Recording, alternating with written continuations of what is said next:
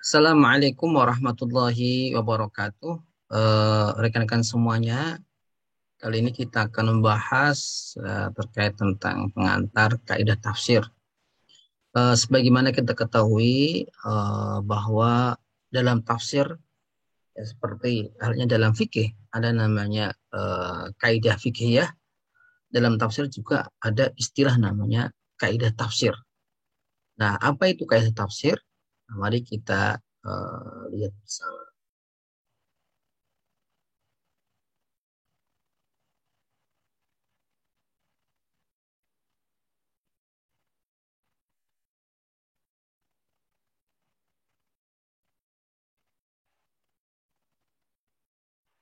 Kita akan bahas dulu terkait tentang definisi ya, istilah. Jadi kalau kita tidak memulai dari definisi nanti bisa disalahpahami atau nanti bisa dimaknai oleh setiap orang dengan seleranya masing-masing. Karena itu setiap ilmu itu butuh definisi. Karena definisi itulah yang membatasi tentang makna yang diinginkan oleh penyampai. Nah, kaidah tafsir ini kan terdiri dari dua kata ya, dua kosakata, kaidah dan tafsir. Ya, jadi kaidah itu ya secara akar kata dari kata qaada ya untuk qu'udan wa qa'idan yang memiliki makna seputar tetap dan ajak. Ya, kaidah tempat yang tidak berubah-ubah. Nah, kata kaidah ini memiliki jamak qawaid. Ya, jamaknya jamak apa? Jamak taksir. Ya, yaitu sesuatu yang dibangun di atasnya sesuatu yang lain. Jadi kaidah ini kalau diartikan secara makna adalah sesuatu yang dibangun di atasnya sesuatu yang lain dan dijadikan sebagai sandaran. Maka ini seperti asas, ya, seperti dasar juga. Ya, bisa diartikan asas, bisa diartikan dasar. Hal ini baik berupa sesuatu yang sifatnya materi seperti fondasi. Jadi kalau kita melihat bangunan yang kokoh, ya bangunan bertingkat, pasti di dasarnya ada kaidahnya, kaidah dasar, ya, asas fondasi yang dibangun, ya. Atau sesuatu yang sifatnya non materi, ya, seperti kita ungkapan ya, kita berkata ini kan ada kaidahnya, ya. Seperti kita mengucapkan dengan bahasa Indonesia ada kaidah yang mengatur bagaimana kita berbicara secara bahasa Indonesia yang benar. Begitu pula ketika kita berbicara terkait tentang bahasa Arab. Nah, cara istilah, ya istilahan, ya kaidah adalah hukum umum yang dengannya diketahui hukum-hukum parsial yang berkaitan dengan hukum umum tersebut. Jadi kaidah ya, secara istilah itu adalah sesuatu yang sifatnya umum, ya pasti sifatnya umum. Nah, sifat umum inilah yang nanti dijadikan sebagai rujukan untuk menilai sesuatu yang sifatnya parsial atau bagian daripada hukum umum tersebut. Karena kaidah itu bersifat umum, maka pastilah ada bagian-bagian tertentu yang terkecualikan dari kaidah tersebut. Jadi ada kaidah yang berbunyi ya kullu qaidatin ya lahu mustasnayat.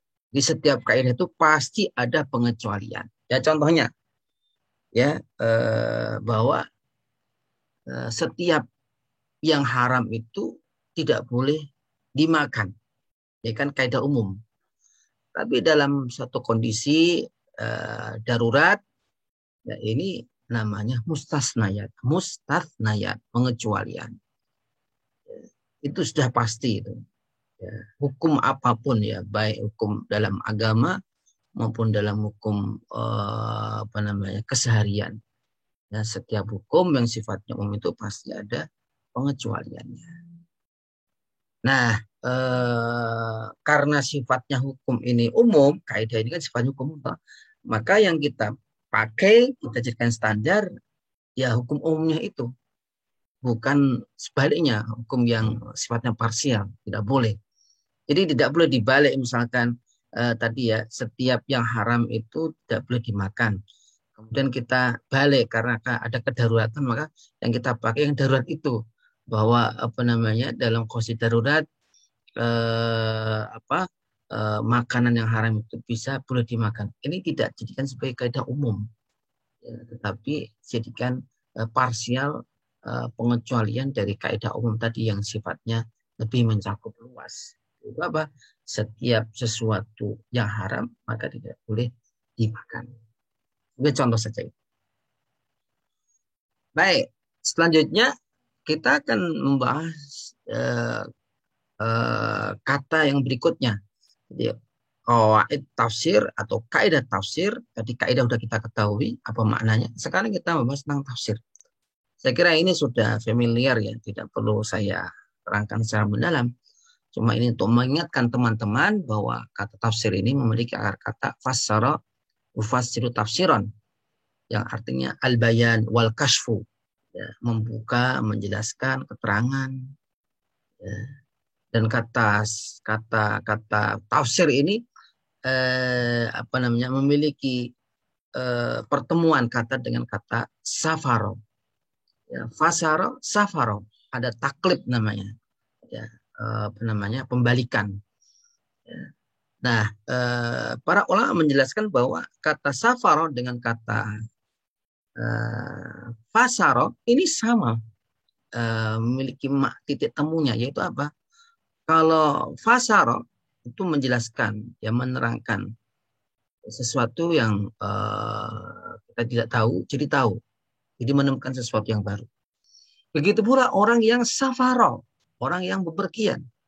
Dia tidak tahu kondisi suatu daerah, tapi karena dia melakukan perjalanan, akhirnya terbuka baginya suasana baru, kondisi baru, tempat baru. Ya, ada titik temunya, terbuka, menemukan sesuatu yang baru. Nah, Ibnu Mandur, salah satu ulama ya dari Afrika, tempatnya Mesir, ya, dalam kitabnya Lisanul Arab menyebutkan kata al-fasru ini berarti keterangan, menyingkap, tadi saya katakan al-kasfu, ya, membuka sesuatu yang tertutup. Nah, kata tafsir ini berarti menyingkap maksud dari satu kata yang sulit. Jadi tafsir itu tidak bisa kita gunakan untuk memaknai suatu kata yang sudah jelas. Sudah jelas kok ditafsirkan, kan nggak perlu toh. Itu namanya tahsilul hasil. Tetapi kita menggunakan istilah tafsir ini memang mengungkap sesuatu yang sifatnya ada muskil, ada sesuatu yang sifatnya ada kesulitan. Maka tafsir itu pasti digunakan untuk mengungkap sesuatu yang muskil atau sesuatu yang tidak mudah untuk dipahami. Secara istilah, ya tentu kita sudah belajar bersama ya, banyak perbedaan di antara ulama, tapi intinya sebenarnya adalah mengungkap suatu makna, mengungkap suatu makna. Maka kalau Ibnu Hayyan mendefinisikan tafsir adalah ilmu yang membahas tentang cara mengucapkan lafaz-lafaz Al-Quran. Ya, berarti termasuk ilmu tajwid di sini ya. Dan indikator-indikatornya, masalah hukum, ya, istimbat masuk ke dalam fikih yang berdiri sendiri maupun hukum yang berkaitan dengan yang lainnya. Serta tentang makna-makna yang terkandung dalam struktur lafaz, nanti dikenal dengan istilah tafsir, ya, secara makna lebih sempit ya, dan melengkapinya. Kalau kita lihat dari definisi Abu Hayyan ini, ya sangat luas sekali. Ilmu tafsir masuk, ilmu tajwid masuk, ya kan? Maka kemudian banyak ulama memberikan pembatasan-pembatasan yang lebih akurat. Misalkan ada memaknai bahwa tafsir adalah ilmu yang membahas tentang berbagai hal berkaitan dengan Al-Quran yang bertujuan untuk mengetahui atau memahami maksud kalam Allah yang terdapat dalam Al-Quran dengan sebatas kemampuan manusia. Nah, lebih mudahnya adalah, ya, tafsir itu diartikan sebagai ilmu yang dengan ilmu tersebut ya manusia mampu untuk apa? Memahami apa yang dimaksudkan oleh Allah Subhanahu wa taala.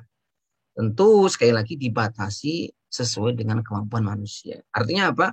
Sesuai dengan ilmu yang dimiliki oleh manusia berdasarkan ilmu apa? Ilmu bahasa, balaghah dan lain sebagainya.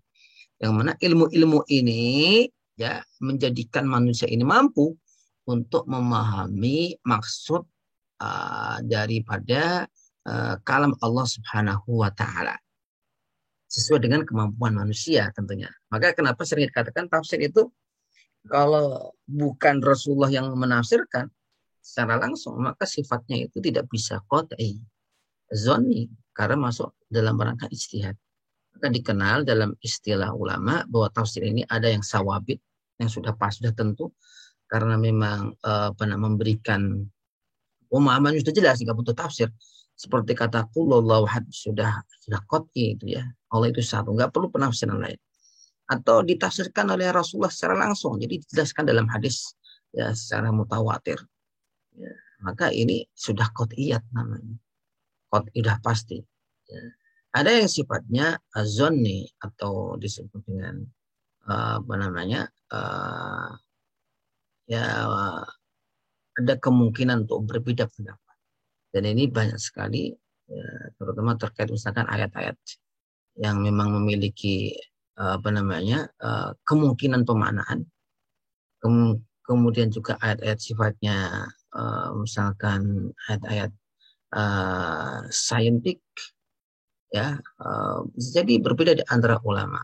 Ya, misalkan terkait juga misalkan ayat yang sifatnya astronomi ini juga bisa berbeda pendapat di antara ulama. Karena apa? Karena selalu membuka kemungkinan adanya penafsiran lain. Sampai nanti kemudian ditemukan yang disebut dengan ijazul Quran terkait dengan saintifik misalkan. Bisa jadi itu nanti berubah maknanya. Ya misalkan terkait tentang bulatnya bumi misalkan. Ini kan diperdebatkan di antara ulama. Tapi secara saintifik dibuktikan bahwa bumi ini bukan datar tapi bulat. Itu salah satu salah satu contoh ya dari tafsir itu memiliki sifat qat'iyat, tetap, sawabit, dan juga sebagian lain memiliki yang disebut dengan zoniyat atau mutaghayyirat, bisa berubah. Tentu perubahan ini tidak asal ya, harus ada dasar-dasarnya. Jadi sering saya katakan ya bahwa penafsiran ini bisa berbeda di antar ulama. Yes, oke. Tapi bukan asal beda. Bukan asal kemudian dia menafsirkan, tidak, harus memiliki dasar dan bisa dipertanggungjawabkan baik secara ilmiah maupun di hadapan Allah Subhanahu wa taala. Ya, ini yang saya maksudkan, berarti kemudian seorang boleh menafsirkan, tidak. Ya, tetapi hasil dari penafsiran ini kalau kita boleh kelompokkan, ada yang sifatnya qat'i pasti, yang tidak saya terangkan, dan yang sifatnya dzoni, artinya masih bisa diperdebatkan, bisa adanya pintu terbuka untuk perbedaan dan juga tidak boleh saling mengklaim kebenarannya. Ini yang saya maksudkan. Tapi semuanya itu harus ada dasarnya, tidak asal. Kan sering orang ngomong asal gitu kan. Bahasanya khalif tu'raf. Ya, asal berbeda maka kamu akan dikenal. Nah ini perilakunya setan. Baik. Karena itulah kenapa rekan-rekan semuanya bahwa kebenaran sebuah tafsir akan diterima jika sesuai dengan landasan dan kaidah yang telah ditetapkan oleh para ulama tafsir dan tidak bertentangan dengan pokok-pokok syariat Islam yang telah ditetapkan oleh Allah dan Rasul. Ini yang disebut dengan dhawabit ya, dhawabit. Apa namanya? Pedomannya semacam itu. Nah, sekarang kita gabungkan. Jadi kalau kaidah tafsir ini kan terdiri dari dua kata. Ya, murakkab, ya tersusun baina kalimat ini. Tersusun dari dua kata yaitu qawaid tafsir. Nah, dari penjelasan yang sudah saya sampaikan tadi ya dapat disimpulkan bahwa kaidah tafsir itu apa sih? kaidah-kaidah hukum atau hukum-hukum umum yang berkaitan dengan penafsiran Al-Quran. Dengan kaidah tersebut, seorang mampu menggali makna-makna yang terkandung dalam Al-Quran dan mengetahui bagaimana cara ia memperoleh makna-makna tersebut secara benar dan tepat. Jadi gampangannya orang ya dia mau masak sesuatu itu udah tahu kaidahnya. Kalau mau bikin bolu yang model kayak gini, kalau bikin bolu tartu kayak gini sudah ada kaidah-kaidahnya. Tinggal ngikuti saja. Ya. Sehingga dia akan mampu untuk melakukan atau membuat apa namanya tadi bolutar atau lain tadi. Nah, kembali lagi rekan-rekan yang dirahmati Allah SWT, ya, ada sebagian ulama ini hanya perbedaan istilah saja ya, dan sering ya para ulama itu biasa berbeda dalam istilah, dalam fikih misalkan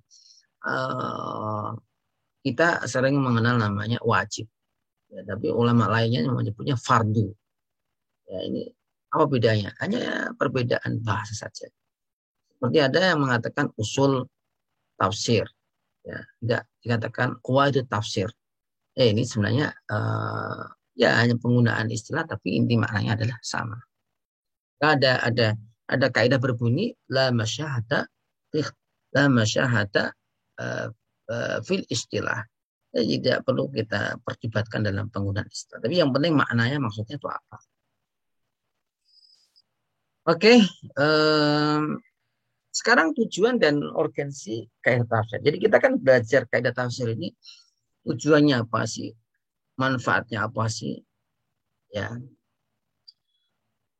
Tentu utamanya tujuannya adalah menjaga seseorang dari kesalahan ketika menafsirkan Al-Quran. Jadi dengan kaidah tafsir ini orang itu bahasanya itu apa ya? Sudah digawangin, ya, sudah digawangin, diberikan arahan. Kalau kamu mau ke sana, nih arahnya ke sini, arahnya ke sana nih. Ya, jadi sudah memiliki dasar-dasar yang menjadikan dia bisa menafsirkan secara benar. Kemudian menghindarkan kesalahan ketika seorang mufasir menafsiri Al-Quran, jelas ya.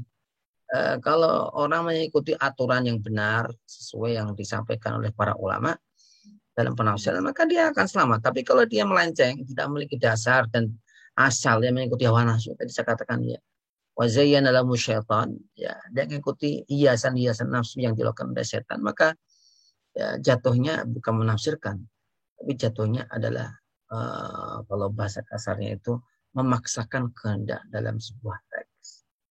Oh, dalam bahasa Arab namanya takalluf, memaksa, ya, takalluf, atau bahkan asal-asalan, ya, mujazafah, ya, asal-asalan. Ini juga termasuk hal-hal yang menjadikan seseorang jatuh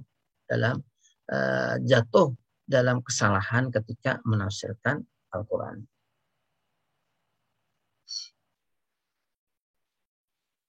Nah, perlu ditekankan ya bahwa ilmu kaidah tafsir itu ibarat pondasi. Tadi saya katakan ya, ibarat pondasi asas.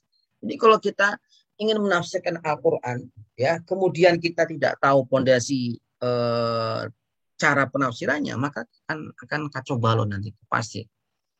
Ya tadi saya pernah meneliti ya katakanlah sebuah karya dalam memahami atau mentadaburi memahami Quran lainnya gitu ya. Ya tentunya dari kelompok yang oleh banyak ulama disebut dengan kelompok sesat ya. Di antara contohnya adalah menafsirkan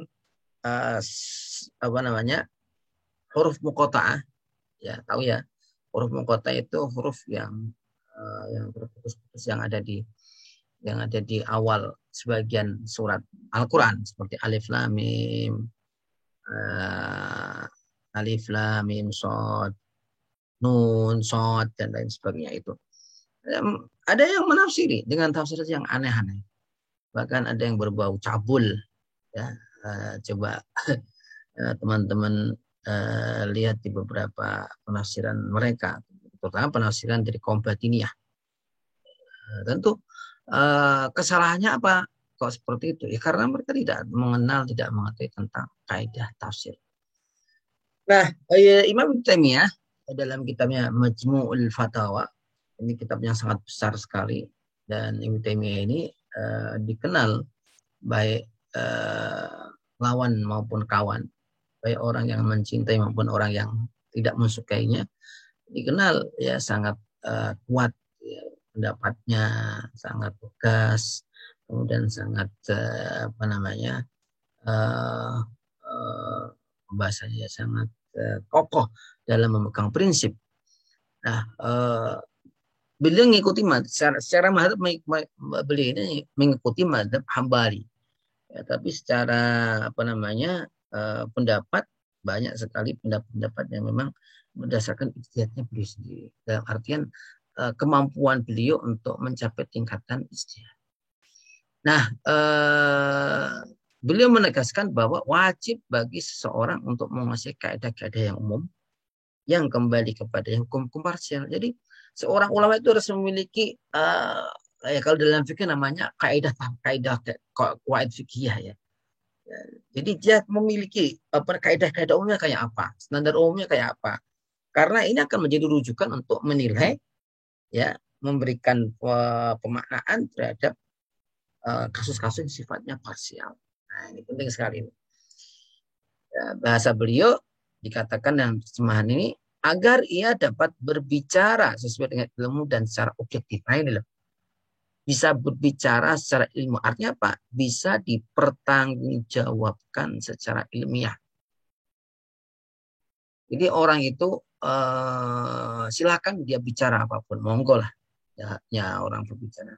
Tetapi ya apakah perbicaraan itu berbobot, dinilai sebagai sesuatu yang ilmiah atau memiliki makna yang bisa diterima, itu kembali kepada apa? Kembali kepada dasar kaidah dan kembali kepada logika yang dia pakai. Makanya ya harus ilmiah orang itu. Nah, Islam itu mengajarkan ilmiah, semua pakai dalil. Qul hatu burhanakum, dan disuruh oleh Allah ya untuk mendatangkan burhan itu tadi. Nah, objektif itu artinya apa? Ya apa adanya, orang menilai, memberikan itu secara objektif. Ya, walaupun ini kadangnya sulit ya, karena manusia ini punya nafsu, punya hawa nafsu macam-macam. Kadang pasti ya orang kalau menafsirkan, orang memberi nilai atau apapun itu ada pengaruhnya, ya, pengaruhnya. Tapi kita minimal apa yang kita sampaikan itu bisa dipertanggungjawabkan. Karena kalau kita menuntut orang itu objektif dalam memberikan sebuah pemaknaan, walaupun itu sudah seharusnya, tetapi sulit untuk dihindari. Ya, kecuali memang orang betul-betul dia hanya mencari sebuah kebenaran.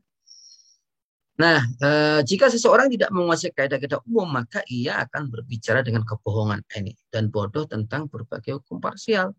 Bodoh dan tidak paham secara benar terhadap kaidah umum akan melakukan sebuah kerusakan atau kesesatan. Ya pastilah. Dalam kaidah umumnya tidak tahu, gimana dia berbicara secara parsialnya. Ini kan akan memberikan dampak negatif terhadap apa namanya sebuah hasil daripada pemahaman terhadap teks.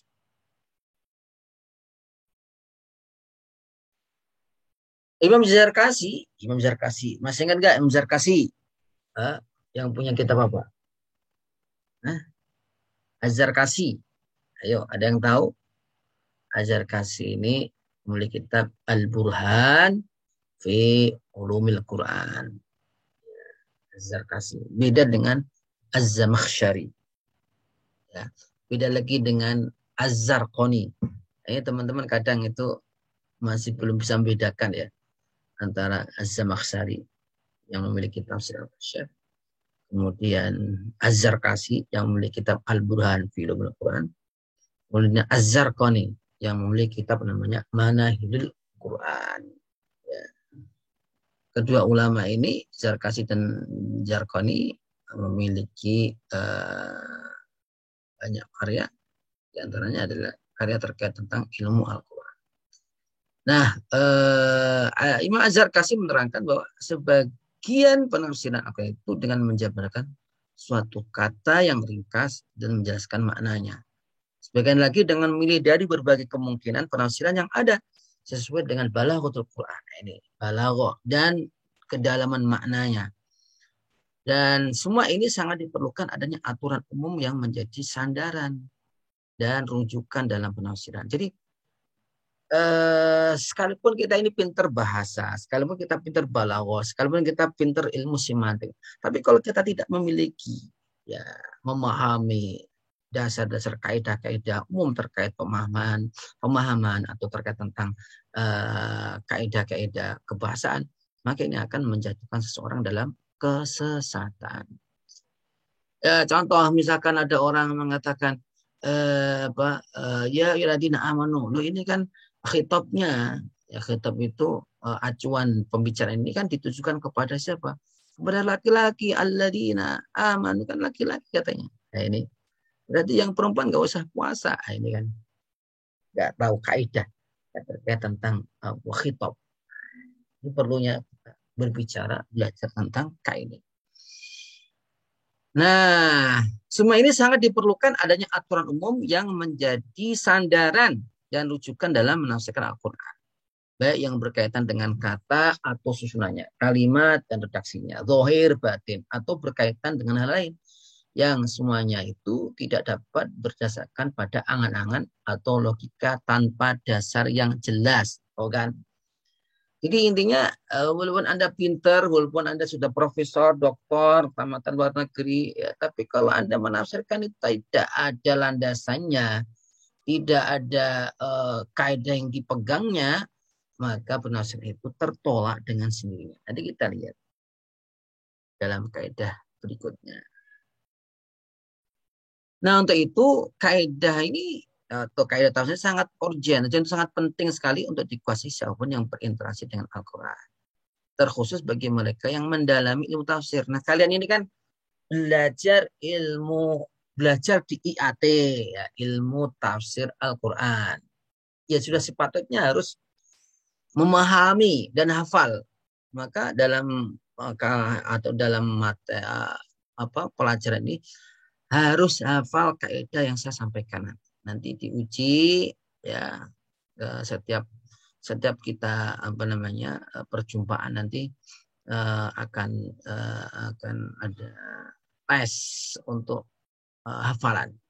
Ya. Jadi saya tidak mau selesai materi ini selesai tidak, tapi kamu harus menguasai kaidah secara lancar dan hafal. Nah, ilmu kaidah tafsir ini akan mengajari berbagai cara menyelam yang baik dan benar. Maksudnya menyelam ini ya menyelami makna kata, makna tafsir ya secara benar sehingga kita dapat mendapatkan keindahan apa? Mutiara Al-Quran. Nah, dengan ilmu kaidah tafsir ini kita akan dibekali dengan berbagai kaidah atau aturan yang menjadikan kita mampu menggali berbagai makna yang terkandung dalam Al-Quran. Dan kemampuan untuk memilih sebuah pendapat. Ini penting loh ya. Jadi gini, anak-anakku ya, sering kita itu asal comot tafsir. Dan yang terjadi banyak ya.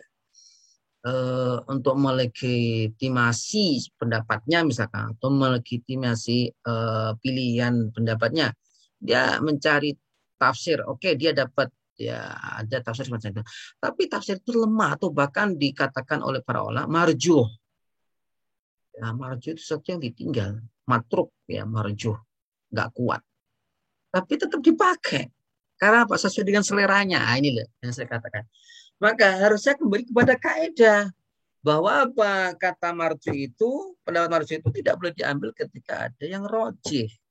Nah ini nih ya sehingga dalam memilih hukum atau memilih suatu pernyataan ini betul-betul dapat dipertanggungjawabkan. Nah sekarang kita masuk kepada kepada sejarah sejarah perkembangan kaidah tafsir. Kalau kita berbicara tentang ilmu tafsir ini sebenarnya termasuk kaidah ya sebenarnya sudah muncul sejak zaman Rasulullah. Tapi kan apa namanya struktur ilmu itu biasanya kan belum di awal mulai kan tidak terlihat. Karena apa? Ya sudah include masuk otomatis dalam mereka dalam berinteraksi dengan Al-Quran ketika kita berbicara tentang kaidah tafsir. Nah, di zaman Rasulullah para sahabat ini sudah memakai, tapi pengistilahan ilmu itu selalu datang belakangan, itu biasa. Ya, ya. Teori itu kan muncul setelah setelah apa? Setelah ada kejadian itu. Setelah ada fenomena, ada kejadian, ya. Orang kemudian mensorotnya dan menjadikan apa namanya? Menjadi salah satu sebuah teori tertentu. Begitulah seperti halnya kaidah tafsir ini. Di zaman Rasulullah sudah ada, sahabat Rasulullah tapi tidak ada. Ya, dan dilakukan, dibelokkan. Maka kemudian orang-orang yang datang setelahnya ini melihat, menyorot, oh ternyata di otak, oh gini toh, oh gini toh, gini. Nah, maka muncullah teori atau kaidah ilmu tafsir ini. Nah, tentu zaman Rasulullah ini mereka ya tadi saya katakan ya mempraktekkan automatically, automatically ya, secara otomatis mereka ahli bahasa, ahli balaghah dan lain sebagainya. Ya. Karena tujuan ya, mereka dalam masyarakat ini ya untuk memberikan penjelasan khalayak mereka. Mereka ini sudah ahli di bidangnya, maka ketika itu belum muncul kaidah tafsir atau kaidah usul tafsir dan lain sebagainya. Nah, bersamaan dengan perkembangan penafsiran Al-Quran, berkembang pula ilmu-ilmu terkait tentang tafsir. Nah, ketika ilmu tafsir ini terus berkembang, maka ilmu-ilmu yang menyertainya berkembang. Maka istilahnya, naulal Quran la makanatil lughatul Arab. Kalau seandainya tidak ada Al-Quran, teman-teman ya, sudah musnah itu bahasa. Sekarang sudah 1443 tahun loh. Dan bahasa Arab itu sudah ada sebelum sebelum tahun itu, sebelum tahun kelahiran Rasulullah. Tapi kenapa bisa bertahan sampai sekarang, bahkan kita masih tetap bisa baca Al-Quran, memahaminya. Kenapa sebabnya? Tidak lain ya karena Al-Quran. Al-Quran ini betul mukjizat. Nah, menurut Syekh Khalid Asyibdi, kajian kaidah tafsir ini memasuki konsep baru ketika abad kedua Hijriah. Abad kedua Hijriah. Ya, sama dengan ilmu hadis ya. Ilmu hadis ini kan begitu mulai terlihat itu juga di zaman abad kedua Hijriah. Itu namanya siapa? Imam Az-Zuhri ya atas perintahnya Umar bin Abdul Aziz. Nah, ini kita lihat di sini bahwa konsep baru ya masuk konsep baru abad kedua Hijriah dengan munculnya kitab karya Imam Syafi'i rahimahullah. Masya Allah Imam Syafi'i ini ya semoga Allah selalu merahmati beliau. Al-Um dikenal Al-Um ini kan babonnya ya. Kalau orang ngaku-ngaku sebagai pengadap Syafi'i, harusnya dia juga membaca kitab Al-Um. Sekedar mungkin judulnya, mukadimahnya harus tahu lah. Nah, di dalamnya dimuat berbagai kaidah terkait dengan kaidah tafsir. Nah, ini luar biasa. Ini bisa dikaji, diteliti loh ya. Jadi pernyataan Syekh Khalid Asyibdi ini bisa dikaji, dilihat. Nah, kemudian pada abad ketiga dan keempat Hijriah, pembukuan kaidah tafsir lebih luas, ya walaupun belum menjadi kajian tersebut. Ya tentu, tadi saya katakan ya ilmu terus berkembang dari apa namanya, mulai dari munculnya, kemudian terus. Seperti dalam kitab Ta'wil Mushkilatul Quran, karya Ibnu Qutaibah, Ahkamul Quran, Al-Jassas, masuk apa namanya kitab-kitab yang ada di dalamnya ini disebut ahkamul apa namanya qawaid tafsir. Nah, kondisi kemudian terus berkembang pada abad 5 dan 6 dengan banyak karangan-karangan yang berkaitan dengan tafsir dan ilmu usul fikih. Nah, ini ketemu nanti. Jadi ulama-ulama kita dulu itu memang lebih banyak, ya kalau tidak dikatakan fokus, ya lebih banyak mengkaji terkait tentang ayat-ayat hukum. Kenapa? Karena emang terkait tentang kehidupan sehari-hari, kebutuhan fatwa, kebutuhan hukum, ya. Maka yang terekspos, yang terlihat ketika itu adalah kitab fikih, qawaid fikih, usul fikih terutama. Nah, eh, di dalam usul fikih ini ya dibahas tentang kaidah-kaidah penafsiran.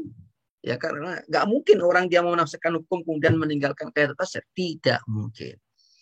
Ya, kenapa? Disinilah para ulama mengatakan kaidah tafsir terus ya masih dalam kajian para ulama-ulama fikih dalam kajian-kajian usul fikih. Kemudian ini kita bisa lihat misalkan dalam kitab Al-Burhan karya Imam Juwaini, Allahu Akbar, Allahu Akbar. Ini kitab luar biasa. Anak. Kemudian Al-Mustaswa karya Imam Al-Ghazali, Masya Allah. Al-Muharrar Al-Wajiz karya Imam Ibnu Atiyah. Ya, Al-Muharrar Al-Wajiz ini adalah kitab tafsir ya. Nah, kalau dan dia bermadhab Maliki. Kalau kita mau mengkaji kitabnya ini luar biasa ya.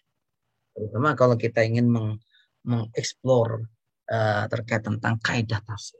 Nah, kemudian pada abad 7 dan 8 banyak sekali karya-karya yang muncul yang terkandung di dalamnya kaidah-kaidah tafsir seperti misalkan karya Ibnu Taimiyah. Ya, luar biasa.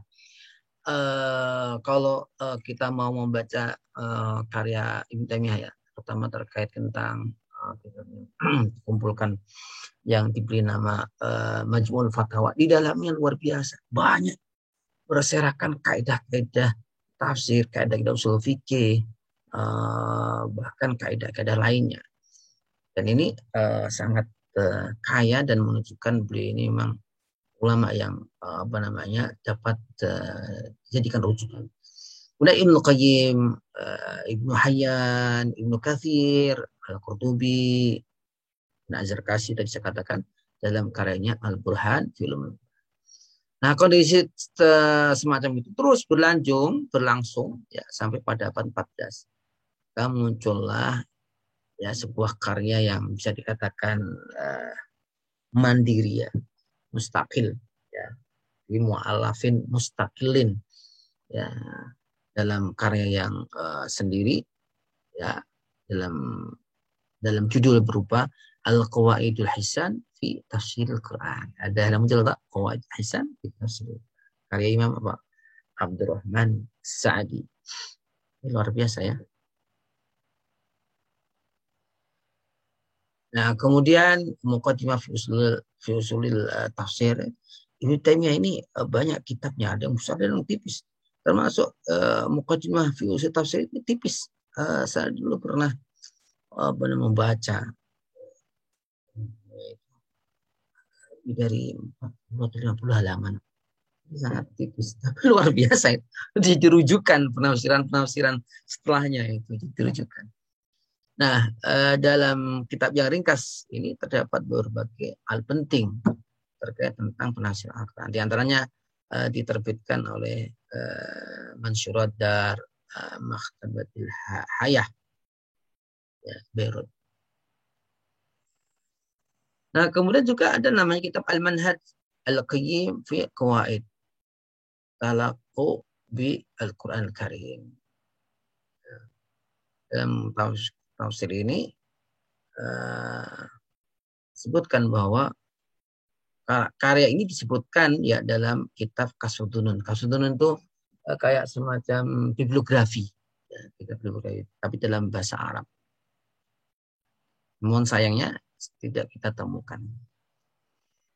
Jadi Al-Quran fil Quran sudah kita sebutin, kemudian At-Taisir fi Qawaid Ilmi At-Tafsir, ya ini karya Muhammad Sulaiman Al-Kafiji. Dan kitab ini lebih tepat disebut kitab Ulumul Quran daripada Qawaid Tafsir. Tapi di dalamnya memang apa namanya dibahas, tapi memang lebih cocok disebut apa namanya ulumul Quran daripada disebut dengan al-itqan fil Quran. Kita tahu semuanya ya, ini sudah diterjemahkan di Indonesia dan saya diminta memberikan biasanya endorse ya, terjemahan.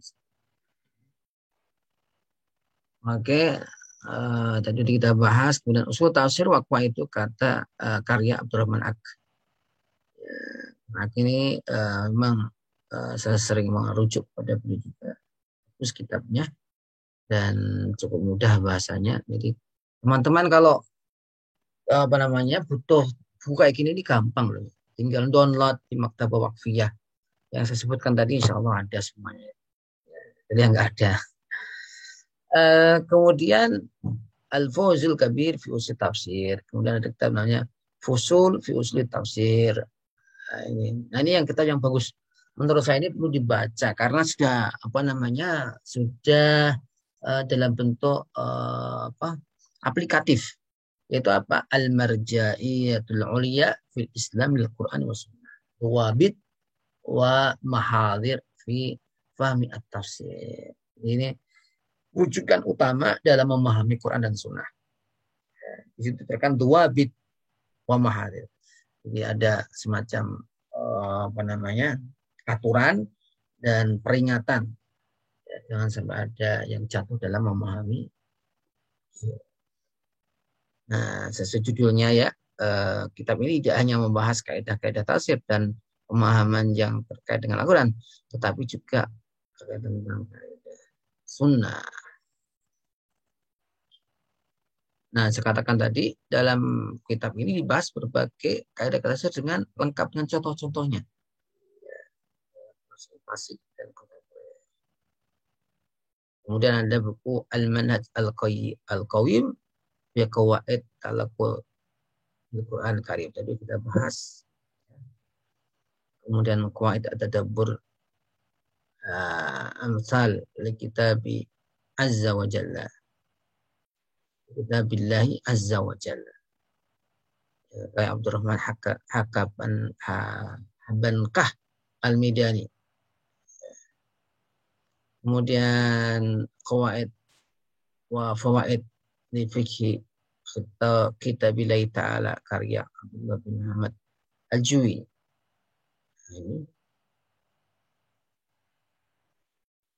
Ini yang kita jadikan rujukan ya dalam penulisan kaidah ini. Sering saya merujuk ke kitab beliau ini ya, punya Syekh Khalid Usman Asibdi yaitu Qawaid Tafsir Jam'an wa Dirasah. Ini cukup lengkap kitab ini. Salah 2 jilid. Ini di antara buku yang paling penting, lengkap, sistematis. Makanya saya kenapa merujuk dalam penulisan kaidah tafsir ini kepada buku tersebut. Nah, buku ini terdiri 2 jilid, diterbitkan oleh Dar Ibnu Affan, Kairo Mesir, dan Dar Ibnu Qayyim Riyadh Saudi. Buku ini dulu aslinya ini disertasi, ya disertasi kemudian diterbitkan. Kemudian ada kitab namanya Qawaidut Tarjih, inovasi ini penting juga. Jadi kalau kita menemukan berbagai macam perbedaan penafsiran, yang rajih yang mana? Kalau kita mau yang rajih ya.